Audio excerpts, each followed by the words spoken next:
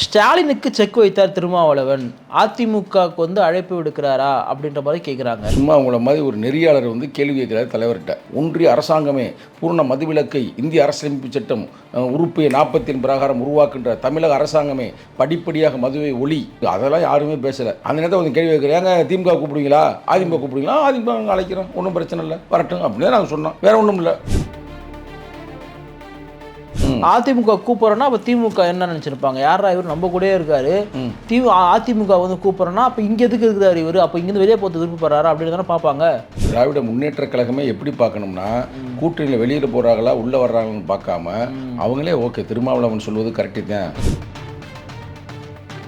பதாகையை தூக்கி கொண்டு பக்கத்தில் அருமை மகனோடும் அங்கு அன்பு தங்கையோடும் முழக்கமிட்டார். அந்த முழக்கத்தைலாம் நீங்கள் வந்து நடைமுறைப்படுத்துங்கள். ஏனென்றால் கண்ணுக்கு முன்னாடியே பல பேர் செத்து சுண்ணாம்பாராங்க, அப்படியே அழுகிறாங்க. என்ன அழுகிறாங்கன்னா, புருஷன் வந்து மது குடி செத்து போயிட்டேன், 2 பொம்பளை பிள்ளைகளாக இருக்குது, நான் எப்படி குடும்பத்தை நான் காப்பாற்ற போகிறேன்னு தெரியல அப்படின்னு ஃபீல் பண்ணுறாங்க. அப்போ இது சரியா, இது முறையா? ஒரு மது ஒழிப்பு மாநாடு ஏன் பாமக அழைச்சா என்ன, அந்த அன்புமணி அவர்களே சொல்கிறாரு, அழைச்சா நாங்கள் போவோம், அழைக்கிட்ட பார்க்கலான்ற மாதிரி சொல்கிறாரு. சாதியும் வந்து ஒரு போதைக்கு சமம். இது போதை வந்து தான் போட்டவனுக்கு மட்டும்தான் தீங்கு, ஆனால் அந்த சாதின்றது வந்து தன்னை சுற்றி இருக்கிற சமூகத்துக்கே தீங்கு. பாமகவுடைய கொள்கை நிலைப்பாடும் சாதி கிடையாது, செயல்பாட்டிலும் அவர்கள் சாதி வெறியர்கள் அப்படின்றதுக்கு செல்வி ஜெயலலிதா அம்மையார் அவர்கள் சட்டமன்றத்தில் சொன்ன அந்த கருத்து இன்னும் அப்படியே இருக்குது. அவர் வன்னியர் மக்களுக்கான ஒரு எதிர்ப்பை தான் செய்கிறார். வெறும் அப்படி அவர் கட்சியோட அதிகாரமே இழந்து விட்டார்கள். தேர்தல் அங்கீகாரத்தை எப்போது இழந்து விட்டார்கள், மக்களிடமிருந்து அங்கீகாரத்தை இழந்து விட்டார்கள். திமுக அரசிற்கும் ஸ்டாலினுடைய அரசுக்கும் நேரடியாக திருமாவளவன் செயல்படுகிறார் அப்படின்னு நாங்கள் புரிஞ்சுக்க முடியும். திமுக அரசாங்கமா ஸ்டாலின் அரசாங்கமா அப்படிலாம் பார்க்கல. எங்கள் மக்கள், தமிழக மக்கள், இந்திய மக்கள் பாதிக்கிறார்கள். ஏங்க மோடிக்கு எதிர்ப்பாக நீங்கள் போராடுறீங்களா, அந்த கேள்வி கேட்பதற்கு உங்களுக்கு வந்து உங்களுடைய அறிவு நாணம் எட்டவில்லை. நான் மீண்டும் மீண்டும் சொல்லுகிறேன், எங்களுக்கு தேர்தல் கூட்டணியை பற்றி பேசக்கூடிய தருணம் காலம் இது அல்ல. பூரண மதுவிலக்கை இந்தியா முழுக்க தமிழகத்திலும் உருவாக்க வேண்டும் என்பதற்காக நாங்கள் போராடுகிறோம். அந்த வகையில் நாங்கள் திராவிட முன்னேற்ற கழகத்தையும் அழைக்கிறோம். இந்த விளையாட்டுத்துறை அமைச்சர் அரசாங்கத்தில் அவர் கட்சியில் என்ன பொறுப்பில் இருக்கிறாரு, இளைஞர் நலனில் இருக்கிறார். அப்போ இளைஞர் நலன் மிக மிக முக்கியம். இளைஞர்கள் மதுவாக அழிந்து போகிறார்கள், போதைக்கு அழிந்து போகிறார்கள். இந்த மாநாட்டிற்கு நீங்கள் முக்கியத்துவம் கொடுத்து உங்களுடைய இளைஞர்கள் அழைத்து வர வேண்டும் என்று அன்போடு அழைக்கின்றேன். படிங்க முதல்ல, நானும் எவ்வளவுதான் பொறுமையா பேசியிருக்கேன். தமிழக அரசாங்கம் வந்து வேற ஆளு வெள்ளக்காரை வந்து அங்கே மோடின்னு போட்டுக்காதல, பேப்பர் எடுத்து பாருங்க, காட்டுக்கு திறந்து காட்டவா.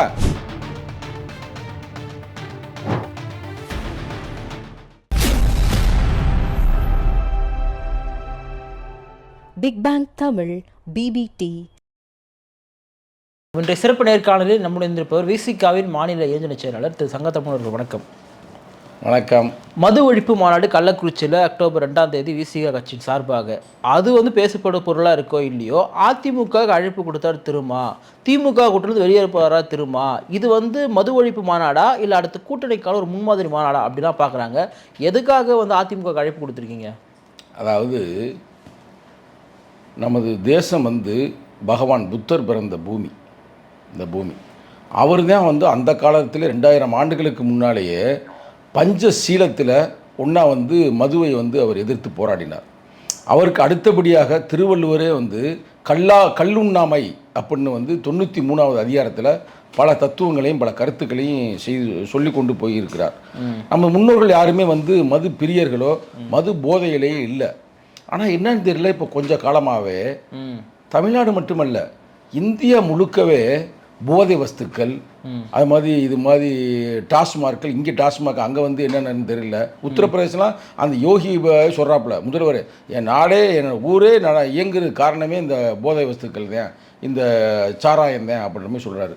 அவ்வளவுக்கு ரொம்ப மோசமாக அந்த நாடு போய் கொண்டு இருக்குது. அவங்க கூட சங்கி பயலுங்க, அவங்க அந்த காலத்தில் வந்து சொல்லுவாங்க சூரபானமா, சூரபானம் 2 பானம், சோமபானம் 1, சூரபானம் 1, இது மாதிரிலாம் கொடுத்து தேவர்களுக்கான ஒரு பானம் அப்படிலாம் சொல்லி மக்களை வந்து அசிங்கப்படுத்துவாங்க அந்த காலகட்டத்தில்.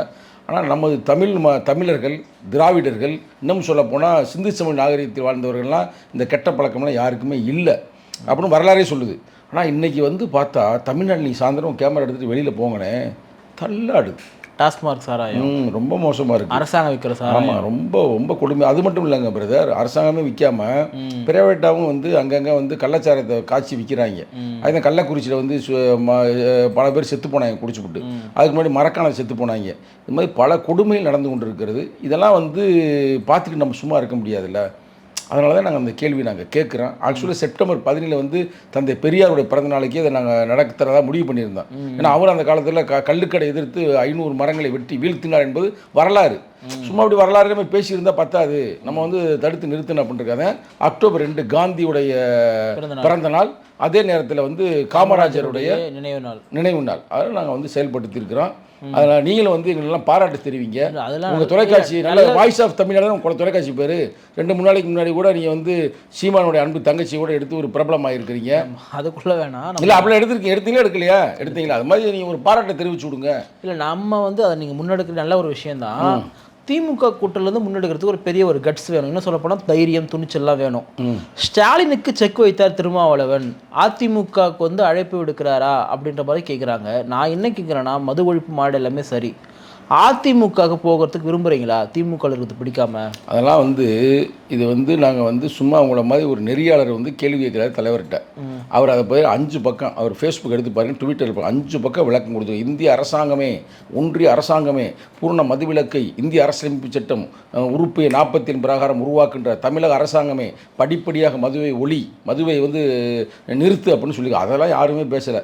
அந்த நேரத்தில் வந்து கேள்வி கேட்குறேன், ஏங்க திமுக கூப்பிடுவீங்களா, அதிமுக கூப்பிடுவீங்களா? அதிமுக நாங்கள் அழைக்கிறோம், ஒன்றும் பிரச்சனை இல்லை, வரட்டும் அப்படின்னு நாங்கள் சொன்னோம். வேற ஒன்றும் இல்லை. ஒரு தலைவர் வந்து ஒரு வார்த்தையை சொல்கிறாருன்னா அது எவ்வளோ பெரிய பூதாகரம் ஆகுன்றது திரும்ப தெரியும். சும்மா போகிற போக்கில் பேசுகிற தலைவர் கிடையாது அவர்.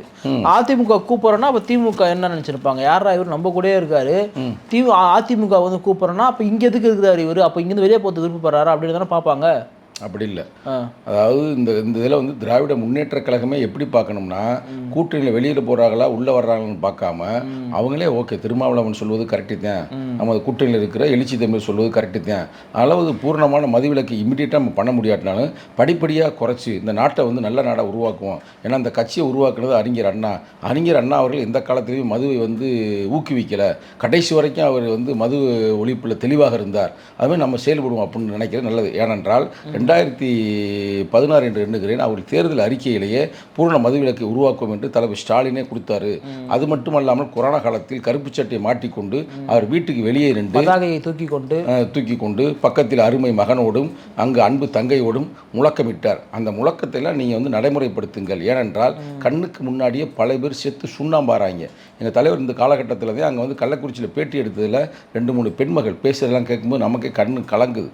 அப்படியே அழுகிறாங்க. என்ன அழுகிறாங்கன்னா, புருஷன் வந்து மது குடி செத்து போயிட்டேன், 2 பொம்பளை பிள்ளைகளாக இருக்குது, நான் எப்படி குடும்பத்தை நான் காப்பாற்ற போகிறேன்னு தெரியல அப்படின்னு ஃபீல் பண்ணுறாங்க. அப்போ இது சரியா, இது முறையா? நம்ம நாட்டில் வந்து மனித மேம்பாடு தாங்க முக்கியம். மனித வளம்னா தெரியுமா உங்களுக்கு? தெரியும். Human resource. ஆமாம், அதுக்கு நிகராக எதுவுமே கிடையாது. அது எதுவுமே அப்போ அந்த ஹியூமன் ரிசோர்ஸே அழிஞ்சு போச்சுன்னா நம்ம என்ன செய்ய முடியும்?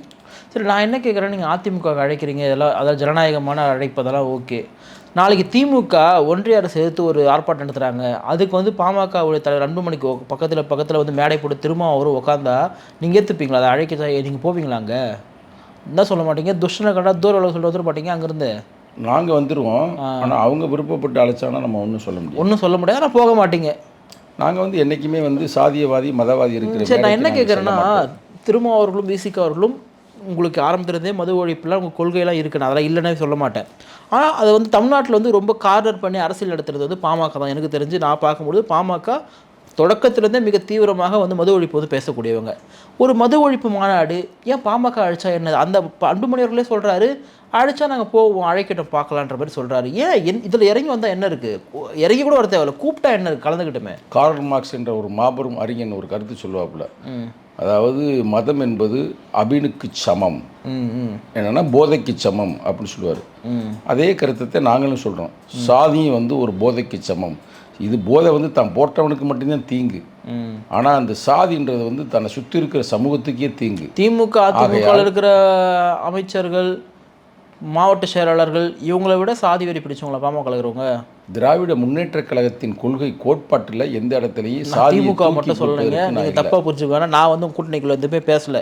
ஏன்னா நீங்கள் ஏற்கனவே கூட்டணி பிரிச்சு வரும்னு சொல்கிறீங்க, அதுக்குள்ளே வரல. நான் திமுக அதிமுகன்னு பொதுவாக தான் சொல்கிறேன். நான் இந்த மாவட்ட செயலாளர்கள், இந்த முன்னாள் இன்னாள் அமைச்சர்கள், இவங்களை விடவா சாதி வெறி பிடிச்சவங்களா இருக்காங்க. சொல்லிக்கிறேங்க, ஒன்றும் பிரச்சனை இல்லை. திமுக அதிமுகவில் எந்த கொள்கை நிலைப்பாட்டில் அவங்க சாதியை தூக்கி பிடித்ததாக இல்லை. பாமகவுடைய கொள்கை நிலைப்பாடும் சாதி கிடையாது. கொள்கை நிலைப்பாடு மட்டுமல்ல, செயல்பாட்டிலும் அவர்கள் சாதி வெறியர்கள் அப்படின்றதுக்கு செல்வி ஜெயலலிதா அம்மையார் அவர்கள் சட்டமன்றத்தில் சொன்ன அந்த கருத்து இன்னும் அப்படியே இருக்குது. இவர்கள் தான் தீ வைக்கிறார்கள் தலித்து வீட்டுகளில், சாதி வெறியை தூண்டுகிறார்கள், அதனால தான் நான் தூக்கி உள்ளே போடுறேன்னு ஐயா ராமதாஸ் அவர்களே உள்ளே போட்டார். இது நான் சும்மா இங்கே போகிற போக்கில் பேசல, சட்டமன்றத்தில் அந்த ரெக்கார்டு இருக்குது. அது மட்டும் அல்லாமல் இளவரசன் கொலைக்கு பின்னாலும் போய் பாமக கூப்பிடுறது என்ன இருக்குன்னு கேட்கறேன். நான் ஏன் கூட மாட்டேன், என்ன அப்படி என்ன சண்டை ரெண்டு பேருக்கும்? அதான் ஒரே வார்த்தையிலே சொல்லி முடிச்சிட்டேன். ஏன் வளவலன்னு பேசி எதாவது பேச முடியாது. நான் அவன் மது போதை என்பது சாதி போதைக்கு சமமானது. சாதி போதை அதை சரிப்படுத்தலாம் வாங்க சார், அதை நம்ம 2 பேரும் சேர்ந்தாலும் சரிப்படுத்த முடியும். எப்படி பிரச்சனை உங்கள்கிட்ட இருக்கு, உனக்கு நான் ஊசியே போடாமல் மாத்திரை கொடுக்காம எப்படி நோய் சரியாகும்? ஒரு ஊசி போகிற மருத்துவரை, சமூக மருத்துவரை திரும்ப ஊசி போட்டவே கூப்பிட்டு என்ன இருக்கு?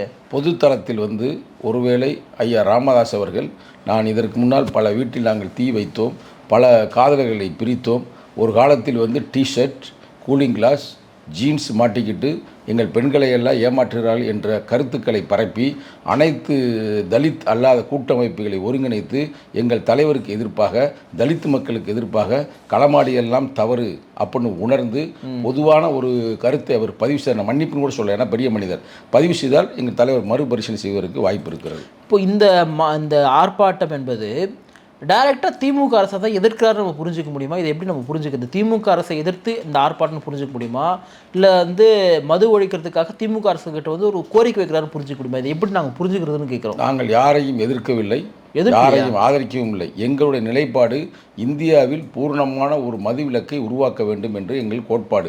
எங்கள் கட்சியுடைய லோகம் உங்களுக்கு தெரியும் நினைக்கிறேன், இருந்தால் கொஞ்சம் நெட்டில் போட்டு நீங்கள் பாருங்க. 5 நட்சத்திரம் 5 முனைகள் என்பதை விட அந்த லோகோவுக்கு மேலே நாங்கள் சில ஐகான்களை நாங்கள் பதிவு செய்வோம். அந்த ஐகான்களை வந்து யார் யார் இருப்பாங்க, ரெட்டமலை சீனிவாசன் இருப்பார், ஐதவாச பண்டிதர் இருப்பார், காகித மில்லத் இருப்பார், காமராஜர் இருப்பார், புரட்சியாளர் அம்பேத்கர் இருப்பார், அதுக்கு மேலே எல்லாரும் சேர்ந்து பகவான் புத்தர் இருப்பார், அடுத்து எங்கள் தலைவர் இருப்பார். இவர்கள் யாருமே மது அருந்துவதில்லை, சிகரெட்டு பிடிப்பதும் இல்லை. மதுவை ஒழிக்க வேண்டும் என்பதற்காக பெரியாரும் இருப்பார், பெரியார் மது ஒழிப்பில் தெளிவாக இருந்தார், அவரும் மது அருந்துவதில்லை. காமராஜரும் இருப்பார், அவரும் மது அருந்துவதில்லை. இன்னும் எங்கள் தலைவருடைய உந்து விசையாக மேதகு பேரை மேடைக்கு மேடை சொல்வார், அவர் நெய்தர் ஸ்மோக்கிங் நாட் ட்ரிங்கிங். அப்போ அப்படிப்பட்ட கொள்கை கோட்பாடுகள் சும்மா சொல்லாடல் இருக்காமல் நடைமுறைக்கு வர வேண்டும் என்பதற்காகத்தான் நாங்கள் இதை களமாடுகிறோம். அதுதானே நான் என்ன கேட்குறேன்னா, இப்போ இந்த ஆர்ப்பாட்டம் என்பது ஒரு ஆளுகின்ற அரசு, திமுக அரசு டாஸ்மார்க்கில் சாராய வியாபாரம் பண்ணுது, அந்த டாஸ்மார்க்கை மூட சொல்லி விசிக்கு ஆர்ப்பாட்டம் நடக்குதுன்னா திமுக அரசிற்கும் ஸ்டாலினுடைய அரசுக்கும் நேரடியாக திருமாவளவன் செயல்படுகிறார் அப்படின்னு நாங்கள் புரிஞ்சுக்க முடியும். அதாவது எப்படின்னா, நாங்கள் அது திமுக அரசாங்கமா ஸ்டாலின் அரசாங்கமா அப்படிலாம் பார்க்கல. எங்கள் மக்கள், தமிழக மக்கள், இந்திய மக்கள் பாதிக்கிறார்கள். அதற்காக நாங்கள் பூர்ண மதுவிலக்கு இந்தியா முழுக்க கேட்குறோம். ஏங்க மோடிக்கு எதிர்ப்பாக நீங்கள் போராடுறீங்களா? அந்த கேள்வி கேட்பதற்கு உங்களுக்கு வந்து உங்களுடைய அறிவு நாணம் எட்டவில்லை. மோடிக்கு எதிர்த்து நீங்கள் போராடினா கேட்க போகிறோம், கண்டிப்பாக அறிக்கை எடுத்து படிங்க. டெல்லியில் போய் அறிக்கை எடுத்து படிங்க.